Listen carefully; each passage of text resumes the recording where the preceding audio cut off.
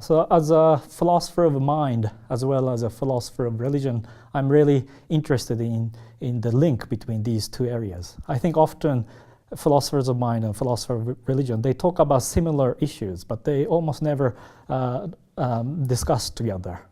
So here's one example.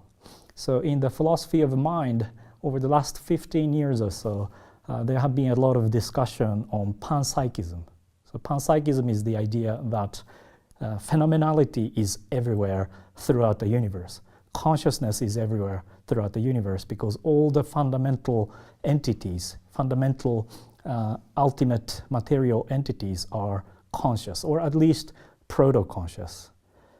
You might think that this is a crazy view, but actually, arguably, this view provides a good response to the hard problem of consciousness. So the hard problem says, how could the brain, which is nothing but a material organ, can yield amazing, colorful sensations and pain and pleasure? Now, panpsychists claim that this is not actually surprising because all the little components of the brain, they are already conscious, or at least proto-conscious. So when they are arranged in a specific way to reach a certain complexity, it can yield full-fledged human phenomenal experiences. Now, there is a mirror version of panpsychism, which is called cosmopsychism. Cosmopsychists claim that consciousness is everywhere throughout the universe, not because all the little bits are conscious, but because the entire cosmos is conscious.